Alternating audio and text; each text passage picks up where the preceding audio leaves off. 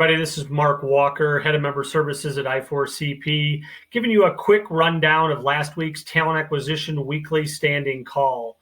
We had a great guest in Kevin Darby Sr., Head of Talent Acquisition at Domino's. Kevin shared insights about their global talent acquisition team, how they're organized, and how they're working with some of the major areas of the business, including their franchise organization, which just announced they have 10,000 hires that they are bringing on board for increased demand. It has a special implication to their business because talent acquisition at a global level does not manage those hires, but needs to ensure that they are connecting with those folks because of how impactful that can be to their employment and customer brand. We also dove into some specific areas from our most recent Pulse survey. Building pools of candidates without positions available was one of our targeted questions, and we were excited to see that 76% of organizations are actively building pipelines of candidates, either for select capabilities or for high volume roles. And we had some great insight from Melissa Thompson, Head of Talent Acquisition at Nielsen, about how they are thinking about pipelining and criticality to ensure that they are creating reasonable lists and targeted ways for their recruiters to go forward. We also dove into a question around skills inventory and saw that while only 30% of organizations aren't thinking about skills inventories, the majority of organizations are saying we really need to better understand our capabilities internally.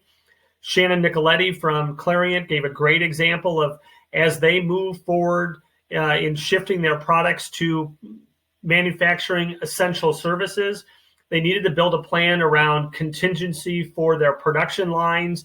That skills inventory became a critical aspect of their strategic talent process. As I end our summary, I'm going to highlight two things from our HR strategy calls and research. Two things popped out of us in terms of our optimization of the employee experience question on the screen right now.